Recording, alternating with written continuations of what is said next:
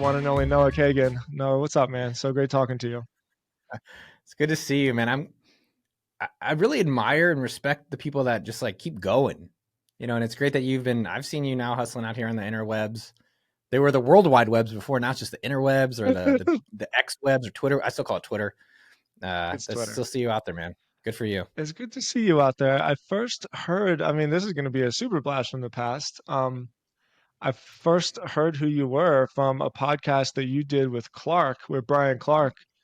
Um, Wow. Gosh, before I was even really doing my thing. I think it was like the original Copy Blogger podcast. I think it might have been his own personal Wow. thing. He Brian had Clark like, is a legend, man. I love that guy. yeah, he's great. And there was this first wave where I don't even know if it's like internet marketing, but online business in general, like the online gurus of the sentence. It was like, Steve Pavlina, Yeah. Brian from Copy Bloggers, Seth Godin, Guy Kawasaki. And I was just like trying to be at the party. It's still what So I'm that's trying so to cool do. that you heard it at that time. Yeah, that was the first time I heard of you. And well, I guess I say that because I should be saying the same thing about you. I mean, damn, how's it feel? We got so much to talk about, but you're like a Oh YouTube man. star now and you're a published author. Like, how did that happen? You know, um, I did YouTube. My first YouTube was in 2006, so before you were born, Tim. Oh, Like okay. when you were born, I made a video. I was like, "This is Yeah, for my future friend Tim." And I got to meet those guys too right when they launched when I was working at Facebook, which is pretty cool. They're like, "Yeah, we got the site YouTube. I think it's gonna be big." And I was like, "Nah, we're at Facebook. You guys are nobodies." Mm, And now YouTube is like way cooler, I would say. yeah. And so recently, maybe 6 years ago, I was doing YouTube, but I thought I was supposed to do it. I'm like, okay, I'm supposed to make videos, and it's like I guess I'm supposed to make these things, and I kind of gave up after some period of time. And when COVID hit, I got back into that, and I just really I was like, let me just do what I want. So I film myself shirtless, just talking about what I was doing with AppSumo and what I was doing in business, and I was like, I like it this way. Don't have to do it some other way. I'm just gonna do it, and I got a few hundred views. And that video's still on the channel, and I I know just remember exactly what thinking, video you're talking about. yeah, I was Yeah. just like, yo, I like COVID. This is going great for me. Let me make a video about it. And people seem to enjoy it. Not a lot, but a few hundred. And I was like, okay, I'm going to keep doing it that way. And yeah, I think as I've gotten older, I've less like how many subs are happening or how much like sales. Or someone people ask me now, like, how many sales of the book? I was like, I literally don't know. And I tell my publisher and the team not to tell me. It's not that I don't care about goals, but it's like, okay, that I can't control that, but I can control like how many times I'm going on shows or the marketing I'm doing for my own stuff or through AppSumo. And same with the videos. Like, am I putting out these YouTube videos now that I just really like? Like, I'm probably my number one fan besides my mom, you know? Yeah. And it's been crazy. I think a lot of success, what I admire now more than anything is longevity. Yeah. Anyone could be popular for a hot minute and anyone could chase popularity for a hot second, but just anybody who's just finding what they're enjoying for themselves and the level of success they're proud of, and then just sticking with it for a very long period of time, regardless if it's millions of dollars or hundreds of dollars or millions of fans, like that's definitely what I'm aspiring for is sustainability. I was just writing about this. I still write my weekly blog post. It's a newsletter. I'm old school, so I write a blog on an actual WordPress and then I just send it out through email, like we used to do. And last week I was just writing about this exact same thing where, well, actually, tell me if you relate to this. It sounds like you do. It's so easy nowadays to find people that are seemingly having success. Like Hormozy comes to mind. And within the last year, it seems like everybody's making the videos that look exactly like that. And before that, there was like Casey Neistat, and Yeah. everybody has a vlog. And I've fallen into that for sure, where you see what's working and you think, well, that seems to be like the formula. Let me do it that way. And then what you said is, as I've gotten older, and I've been saying that same exact shit to myself a lot too. Like, well, as I've gotten older, of whatever, insert thing here, right? And that's that's kind of where I've been at as well. It's like the first time that I've been able to just be like, you know what? This is what feels right for me, and I'm just gonna do it this way, Oof. and like maybe it'll work out, but maybe not, and it just seems to be better that way. And that's okay. And that's, I Yeah. remember at Facebook, there was these older guys, they were in the 30s, old guys. You know, I'm 41 and I was like, old guys. And I remember they came in at 9 and they left at 5. And I was like, you guys are so lazy. You guys have no hustle. You have no heart. You just Right. come in. And the reality is that they came in and just really did work. Well, I dicked around for 12 hours and probably only did 2 hours of good work. Mm. And as you get older, you understand yourself better. And it's hard because you have to be older to understand it. But I think at 40s, you have less apologies about what you actually like to do. And then you're just okay doing that. And if you can stay with these things, people talk about compound interest. I think there's compound business. Yeah. Whereby just keep doing YouTube, or you, because like you with Copyblogger, just going to keep doing the podcast, going to just keep doing the post, and you just do it over and over and over.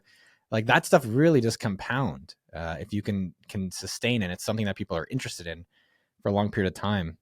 And as I've gotten older, I just enjoy it as much. I think that's been one surprising thing for me. I thought, holy shit, I've been doing AppSumo 14 years. This is really boring. And it's like, I'm just as excited now than as I was then. I'm probably more excited now because I think there's a really cool future ahead for us. And everyone can do that. Just, find something that, oh shit, I'm excited to do this for the next 3 years. But the most important part for most people though is just getting started right now so you can look forward to that. For sure. And that's the thing that I have been surprised about, I should say, is how long it actually takes to figure some of that stuff out. Like I thought when I was like 25, I was an adult. It's like, oh, okay, I kind of know what I'm doing. And now that I'm 37, I was like, okay, I don't know if I know what I'm doing yet, but I know what I'm doing a lot more than I did when I was 25. And like, when I Yeah. was younger, I was always in such a rush because I felt like time was running out. And now it's like paradoxically, now that I'm a little bit older, I feel like I can be Mm. patient. I don't know how it works that way. Hey there, it's Tim, and I need to take a moment to tell you about this show's sponsor. It's a product called Hype Fury. When I was able to speak to Yannick, who is the CMO, one of the founding partners of Hype Fury, and he agreed to sponsor the show, I was so thrilled. And the reason is because I have personally used Hype Fury for the last 3 years, and it has allowed me to build my social media following and my personal brand to over 70,000 followers. I could not have done it without Hype Fury. And I really, really mean that. I use this product every day, and it's added so much to my business and to my life. So, Hype Fury is a social media scheduling tool. It has three main features that I think separates it from every other tool. One, it allows you to quickly create content and schedule them. So it's a very nuanced feature, but it's so helpful. Basically, I sit down at my desk in the morning and I type out my tweet, I type out my LinkedIn post, and then all I do is I hit enter.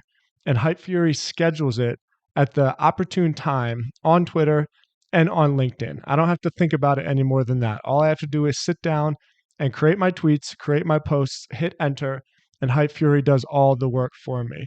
Uh, Second, Hype Fury makes it so that you can easily create threads. And threads have been the biggest value add for me in growing my following. So threads really help me grow my following on Twitter. And those threads format themselves into longer form LinkedIn posts on LinkedIn. It's actually kind of funny. I made a video about this not too long ago about how, yes, like you want to create threads on Twitter. You want to be a thread boy because I'd say like 80% of my growth on both Twitter and LinkedIn have been from threads and long form posts. And I wouldn't have been able to format any of this without using Hype Fury. And then third, Hype Fury is really good for keeping you inspired. So what it does is it shows you some of your most popular tweets and your most popular posts, and it basically gives you information. It gives you inspiration as to what your audience is looking for and what they most actively engage in. So you're never sitting at the computer thinking, "Oh man, like what am I going to say today? What kind of content am I going to create today?" It's constantly feeding you new ideas, new inspiration, and it allows you to quickly create this content so that you can continuously get yourself out there, continuously build your brand, and most importantly, turn that social media following into newsletter subscribers. So through Hype Fury, I've been able to grow my personal email list, timstods.com, to over 30,000 followers. That's turned into a business within itself. It's really helped me grow the Copyblogger newsletter. We're at 110,000 followers right now, a whole lot of that is also because of Hype Fury. So please, this is a product that I use every single day. I personally vouch for it. You can check it out at hypefury.com. hypefury.com. And if you have any problems with it, you can send me a DM on Twitter, and I'm sure I can convince you as to why it will add value to your life. So, hypefury.com. Thank you so much to Hype Fury for sponsoring the show. And let's get back to the episode. I regret rushing through the journey so much without just acknowledging all the things happening. Me too. You know, during the 20s, I was like, I just got to get rich. I don't know how it's going to happen. I'm going to try all these things. I'm going to be so frustrated.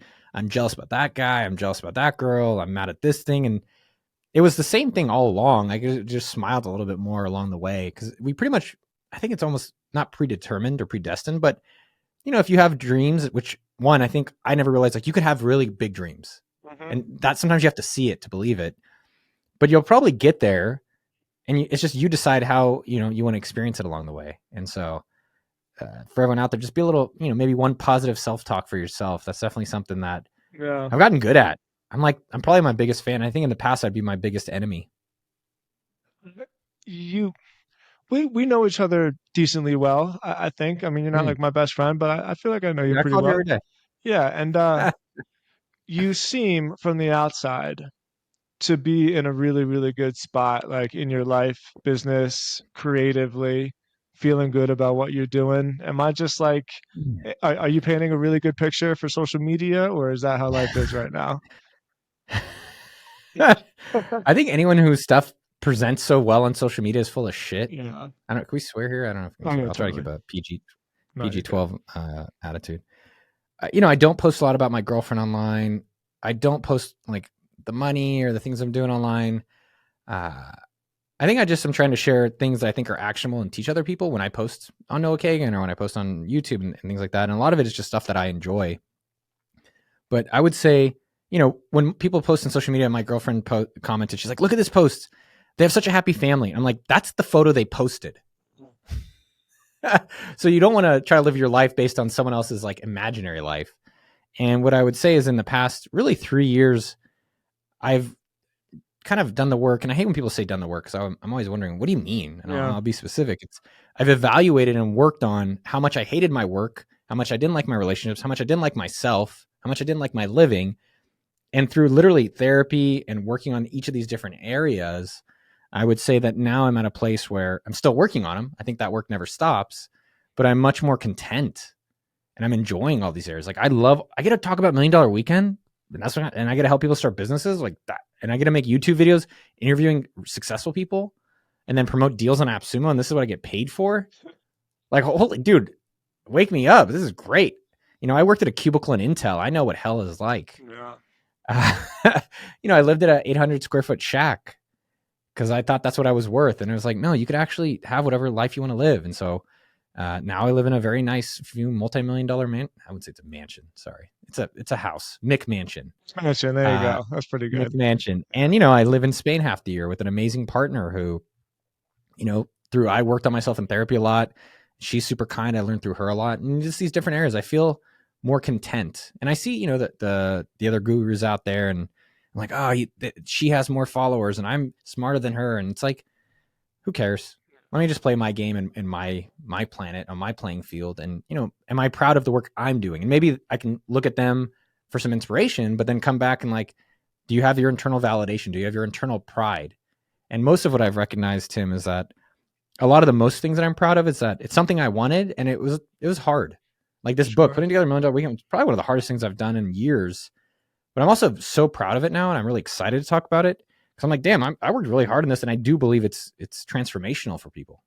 Yeah. And so yeah, in all these different areas, it was work to, you know, be alone, to go to therapy, to like change jobs, to finally figure out how to make AppSumo a way that I'm happy about. And yeah, in all these categories. So yeah, I do feel very at peace with all things going on.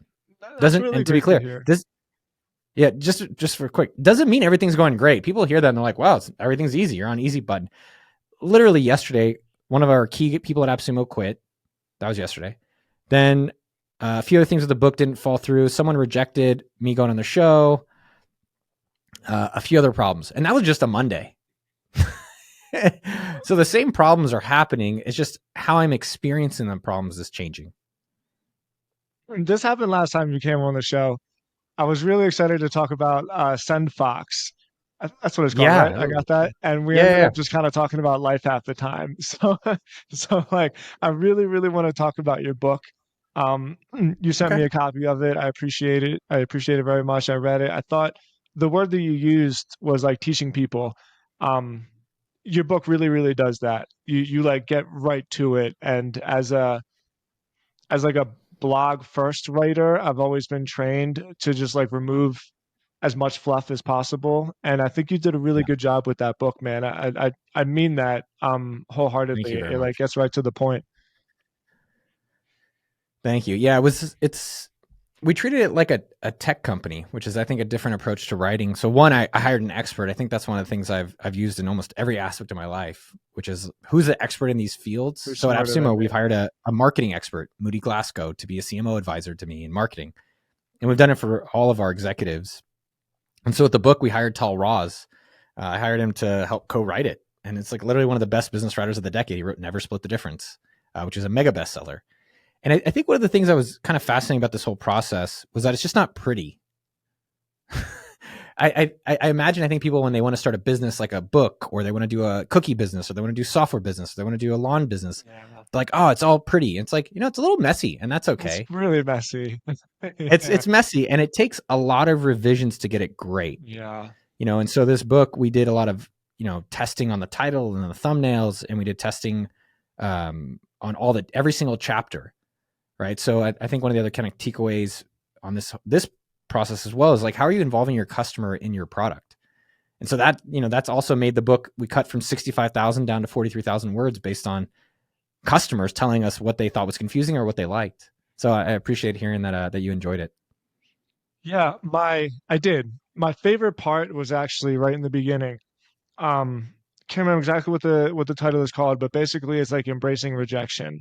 And I've talked about this Mm. a few times on the podcast because it was such a transformational experience for me. Um, you might not know it now listening to me, but in high school I had a speech impediment. I couldn't say R's. So like if I were to say mirror, it would be like mirror. And I was in speech class for years and years and years. Um, and it was like really challenging. And for that reason, talking was always just very difficult for me. I think it's one of the reasons why I gravitated so much towards writing. And when I moved to Florida, basically got kicked out of Philly, the only job I could get was a sales job. And it was a phone sales job. And I was calling Medicare patients, basically trying to get people to switch from one like diabetic medical company to the company that I worked for. And, I got hung up on and like told to fuck off and screamed at over and over and over again for like a year and a half. And at the time, I thought it was like such a curse in my life. Like, I was like, how did I stoop so Mm. far? This is the only place in the world that would hire me. And, all these years later, like the the experience of being told no over and over and over and over again, and just it's so you actually think you're gonna die, like that feeling you get of rejection. It's so baked into like our survival mechanisms as humans, because in the ancient world or whatever, you get told no, you get kicked out of the tribe, like you're just dead. And so that's like still in us, in our brains. But once you can drill that through, that like it's okay to be told no. God, that was such a Mm. huge, huge lesson in my life. And I was so happy when you started off with that section. That's like a hard thing for people to get, but once they do, it's transformational. Dude, 100%. The chapter is called The Unlimited Upside of Asking. And in the book, we have stories like my father who didn't even speak English. Yeah. And you start realizing that you can ask in small, silly ways. We have the coffee challenge where you ask for a discount when you get coffee. I do that, by the way. And you do it, Yeah, and I then do it. you realize like they say yes and you get a discount, and that's cool, or they say no and that's okay too. And you realize Mm, that the ego can get through it. And then when you ask in these kind of like silly ways, you're like, maybe if I'm starting a business, I can ask this person to be my customer and they say yes. And I'm like, oh, I already know how to practice this. And you think of it as a skill that you can actually get better at. yeah. Most of the billionaires we've interviewed on YouTube, they actually say the most important skill to learn is sales. And Sure. all sales is asking. Yeah.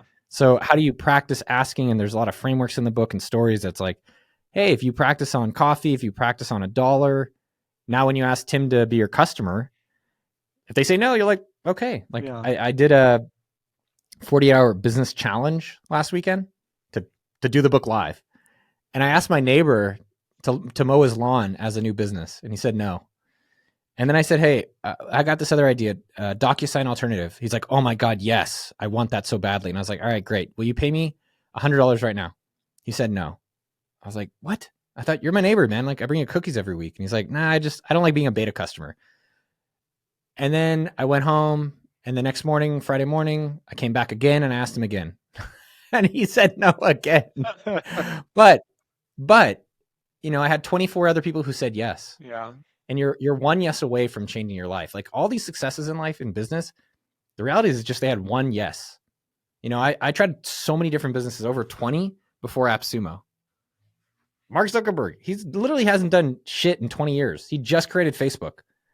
He hasn't done nothing since. All the other stuff he's bought, right? One hit. Yeah, and so for everyone out there, you got to get started and you got to start asking for things. And then over time, you're like, holy shit, it actually can work. But you have to get going on that. And so that's that. I'm glad to hear that connected with you. It really did. I've come to think of it a little bit more with yes and no's and successes and failures, where like this might make sense to you because I'm sure you've experienced it. And if anybody's like new, you're probably gonna think that doesn't really work that way because you see these like success stories and it's like, oh wow, they hit it out of the park. But the truth is, like, I've never really hit anything out of the park ever. It's just been a continuous like fall forward, fall forward, fall forward. And then 5 years later, I don't feel like I've actually succeeded. But then when you look back at the last 5 years, you see like, oh wow, I'm like so much further ahead than I was. And it can be difficult because, well, maybe it's different for everybody else, but for me, it's been, I keep waiting for that, like, yeah, like I did it, like, mom, we did it kind of moment.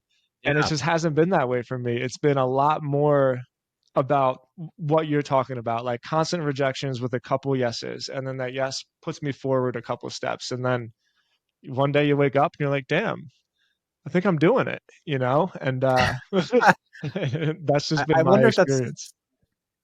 yeah, some of what we're looking is like, I've been thinking about this extensively, which is like the external validation versus internal. Yeah. And so we're looking for someone else to acknowledge, like, oh shit, it's like some big grand slam.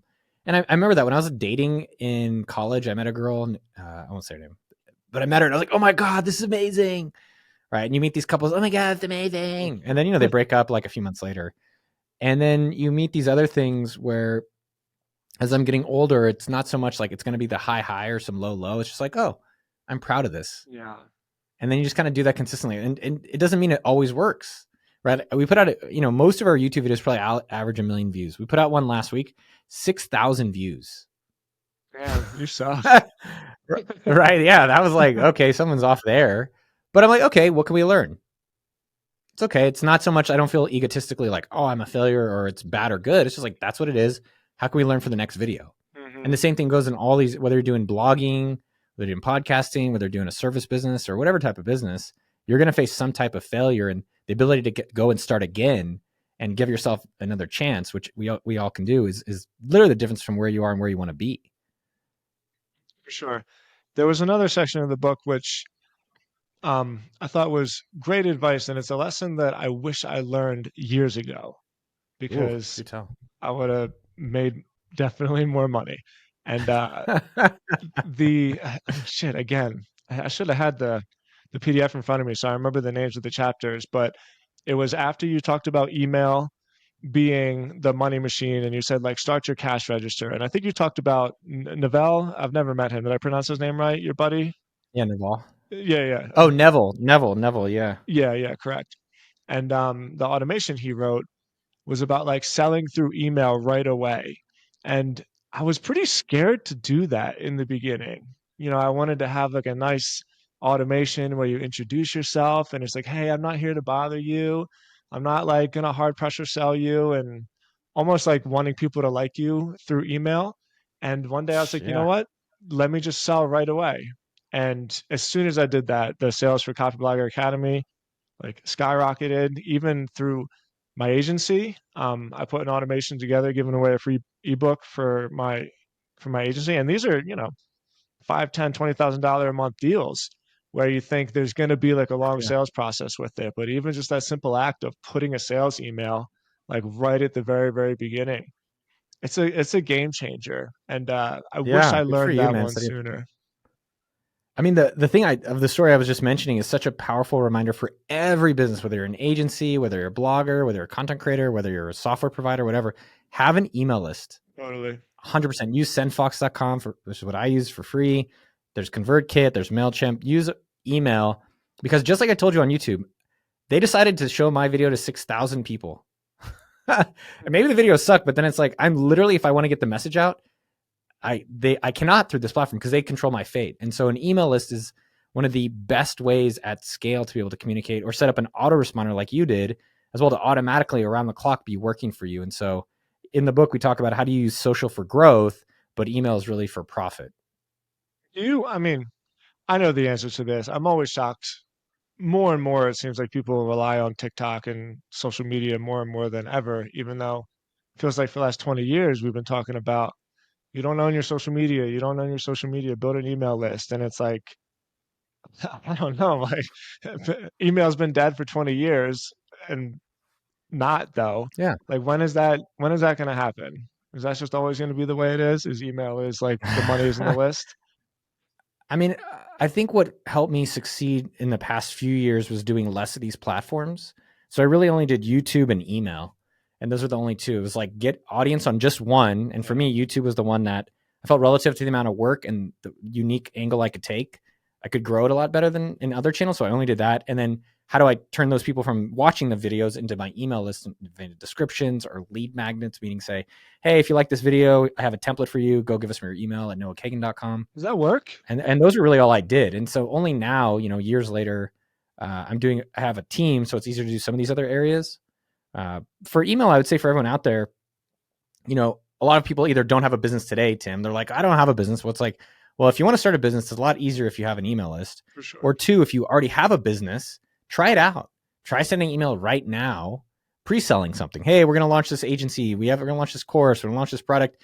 Hit me a reply if you're interested and just see what happens. And I think once you finally have that experience, you're like, oh shit, I'm going to grow this a lot more intentionally. Mm-hmm. Like AppSumo, it's $80 million business. Half our revenue, at least half, if not more of our profit comes from our email list. You don't have to pay for ads every time you want to send an email. But if you want to promote someone on Twitter or Google or Facebook or YouTube, you have to pay for the ad again. Not with it. Every email doesn't cost you that much more to send it, if at all. Okay, hold on a second. I need to pause there. I have a couple more points about your book that I want to touch, but you said two Please. things there, which I'm really curious about. The first one, with your YouTube channel, is that effective to put ebooks and giveaways in the description? Do people really click through on the descriptions? Like, do you effectively build an email list through your YouTube channel? No. So the answer is no. We've done a few where it's like, hey, if you like this thing, go give me your email. The biggest point about it is it has to be relevant. So only two ways have worked super, super well. So when I interview these billionaires, it's like, hey, if you want to have a business like them one day, I have a course for a limited time. So you have to have some urgency, which it was limited. Now the price has gone up. If you go to monthly 1K, you can go get the course on monthly 1K for like $10 or $20. I think now it's 50. And that worked, right? Because people were watching. I said, hey, if you want this to be like this person, this is the course that I would recommend myself. That worked really well. The second thing was, how do you create something that they super want? So a lot of times it'd be like, hey, if you like this video, I've got a free download called The Lost Chapter. It was like one of the chapters we didn't include in the final copy. That did not work at all. No one gave a shit. Wow. But in one of the videos and some of the content recently, I don't even think it was in a YouTube video, I said, hey, I'm coming out with how I do my yearly planning. I'll give you my template on my email list and you can see my yearly goals. That exploded my email list because it was super fresh and people all wanted it versus some of these other things like a lost chapter. They're like, I don't care. So I think you have to think about the context and the really demand if it's something that they actually want. And so those are the two that worked best for me and our team. So did you put those CTAs in the video, like you on the Yeah. screen saying, "Go Yeah. check this out." Okay. Yeah. So in the video, generally, you have to look at your retention graphs, but even that doesn't super matter. Yeah. Just put like halfway, give or take. You can get more sophisticated. I'm not going to get into. Put it in the middle. Just say, hey, if you like this video and you want to do something, I have a limited time, monthly 1K, go to the website and grab it. Same thing Wow. with, I think the yearly planning one, we actually posted it, and this is underutilized. If you have a YouTube channel, post on your community tab. You can post there just like you do on Twitter. And so I think we're posting there almost every day. And it comes up on YouTube, mostly on YouTube mobile, uh, images, text, and links that you can put in there to get people to take action or go join your email list or go Mm, buy something. man, there's always so much. There's always something new to learn. Thank you for that. Next side quest question. 80% of your revenue comes from email from AppSumo. How is that even possible? So no, let me clarify. We do $80 million a year in gross sales Okay. of all the different products that we do for software deals for solopreneurs, agencies, freelancers at AppSumo. About half, if not more, of our revenue of that 80 million. So around 40 million bucks comes from the email team. Yeah, That's it's so bonkers. staggering. The other percentages come from Google ads and then Yep. our affiliate program. A little bit, I'd say the rest comes from like organic and SEO traffic, but the majority of awareness is, I don't know the email list size. Maybe it's 250,000 actives, but it's more that there's a team that every day there's a team. I think it's 7 people. I mean, we invest in it, right? So there's a Yeah. lot of people. Chris is leading the team. He's awesome to really kind of focus on like, how do we make sure we send one great email a day that gets people excited? So to summarize, email is still the profit generating channel. No question. Yeah, I mean, the thing to think about for others out there is like, oh shit, I'm going to go do email. Email is, you don't necessarily just grow an email list. You can grow social Yeah. and then you transfer them into your email list. But if you have any customers, that can go in those can be an email list for you. If you have friends in your network. So I started this 48-hour business. I wanted to create a DocuSign alternative. I was like, oh, I hate DocuSign. I hate subscribing to it. I want AppSumo eventually to create one. Let me validate, see if I can do it in 48 hours to get people excited. I searched my Gmail for anyone who sent me a DocuSign or Hello Sign in the past 5 years, and I just emailed those people, or I called them or texted them. That's an email list. And so think about where you're going to grow the email list from, or what you already have in your network, LinkedIn, contacts, your Gmail, whatever, that you can use to create your own email list. And again, don't just add people without permission. I hate that. It bothers the shit out of me. But ask people like, hey, I'm starting this email list, or I want to send you an email. Is that okay? Yeah. I think it's really cool that you just like get after things. And I don't know how else to like explain it. The fact that you go around and you knock on people's doors and you just ask them if you can interview them, like that's a thing that you either really need to train yourself to do or you just kind of innately have it. My guess is that you had to train yourself to be just like action oriented, like bias towards action. And I think I think it's probably served you. It's been one of the main benefactors of you doing so well. Yeah, it's not exclusive. It's not some ability that everyone can't learn. Yeah. Right? I didn't grow up, it's not that I grew up 6'5" and I can, throw a football. Right? It's a skill, and that's why in the book, about asking, it's like start silly. Start with a coffee. And then you get a yes and you get a yes and you get a no, and don't go up to someone's door. Another one you could do is the compliment challenge. So I did it literally yesterday. We were out at a restaurant. I saw this guy with this green jacket. I just went up to him and I was like, "Hey man, I like your jacket." He's like, "Thanks." And I was like, and normally I'm like, "Hey, where'd you get it from?" And it's a really safe way to ask. And Mm, you do that, and it's like, okay, now let me keep building up my fire or my skill set. It's like going to the gym and trying to lift up 500 pounds. You have yeah. to go and lift up 5 pounds, and then you get bigger and bigger. And so, and to be clear, when I go up and knock on doors or yachts or private jets or any of this stuff, I'm still very uncomfortable. And I go and do it anyways. And that's what courage is. It's what are you afraid of? Doing it anyways, and then being proud of yourself. And out of 10 no's, I like rejection goals. So I try to get 10 rejections. I'm always surprised. Like I did it a few days ago where I asked strangers on the street for $1. Part of the book. It's called the dollar challenge, not where you're supposed to go on the street at all. Don't do it on the street. You're supposed to do it in an easier way. And I give you scripts and ways to make it easy. And I was probably anxious for about a week to do that. Wow. And then I went and did it. And I literally, almost every single person was saying yes to me on the street. And I was like, we actually had a film. I'm not joking. We had to ask people to reject me.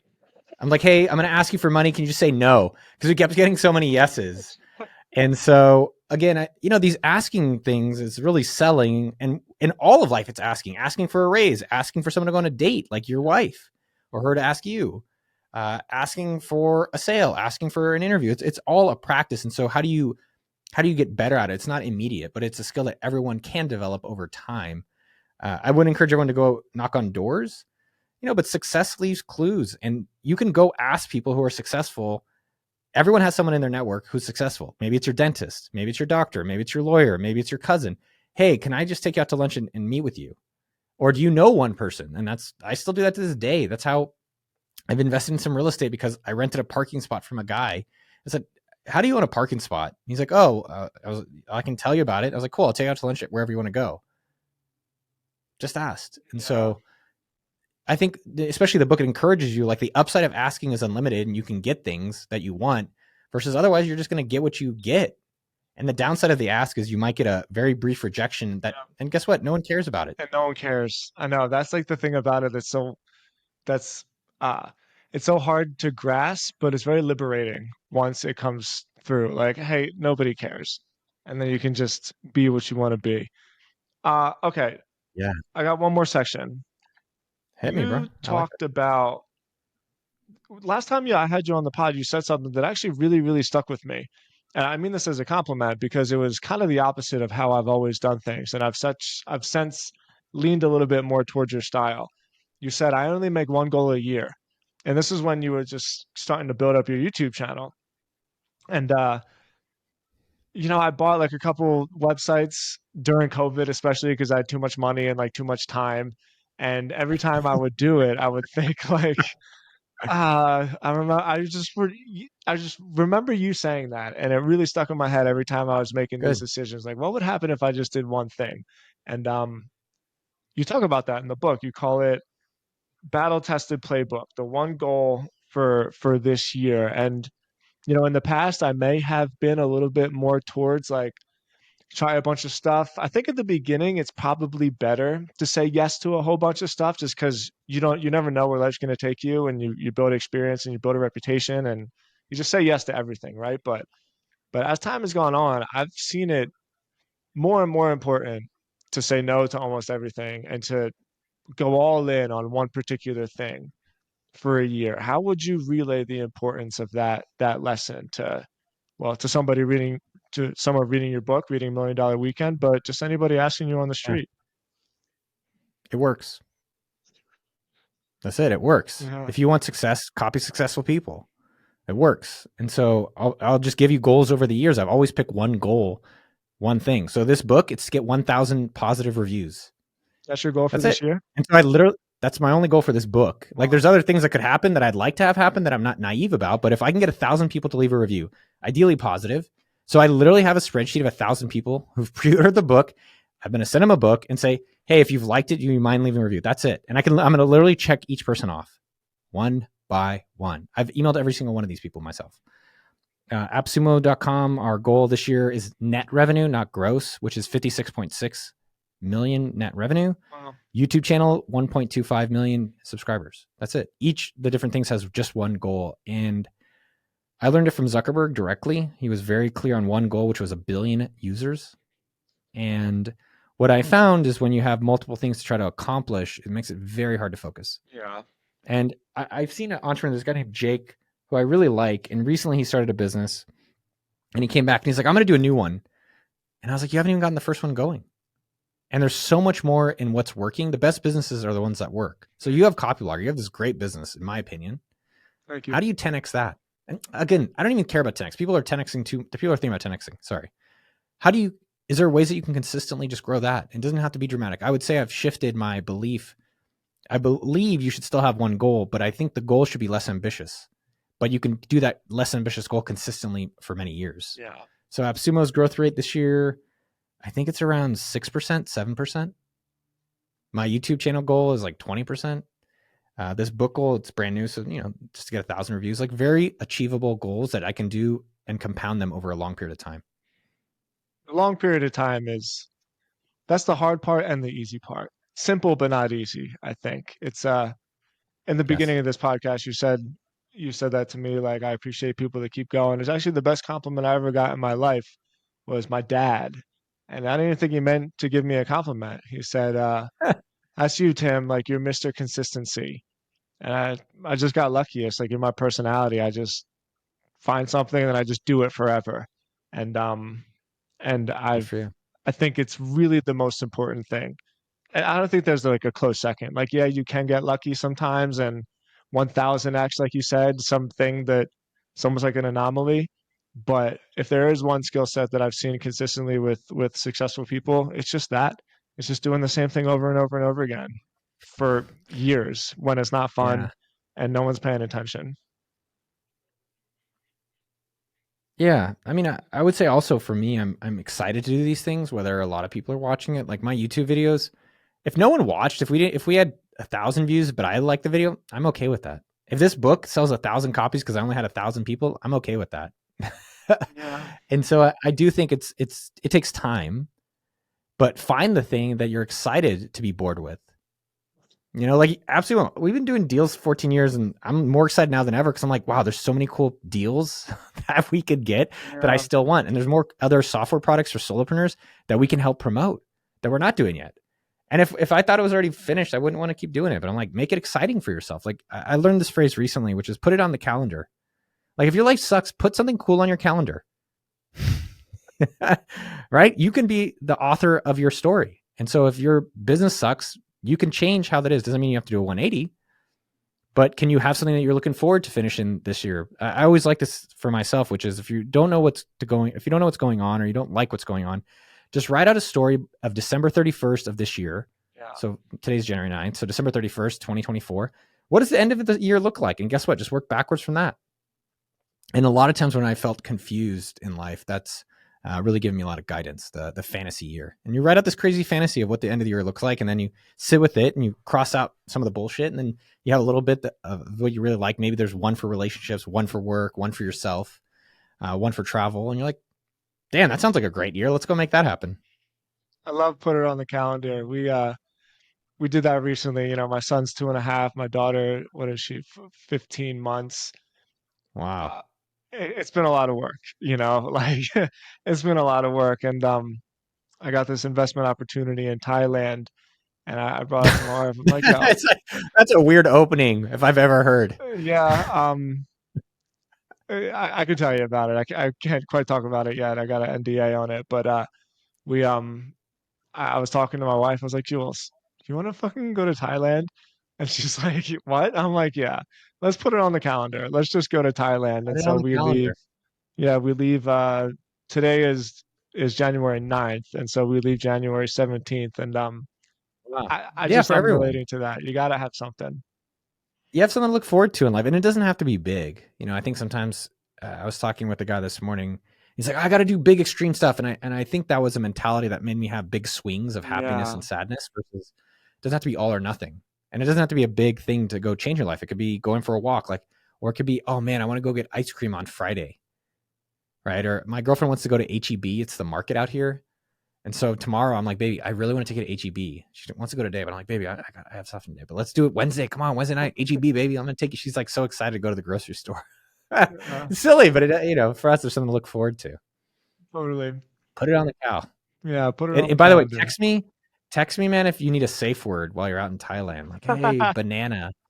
If like something bad happens, let me know. I'll like Yeah, look out for you, or like call the embassy. yeah, I think we'll be all right. We got a pretty sweet Airbnb. But yeah, it's always good to have a backup plan. You never know. All right, man. So last question. You're a published author.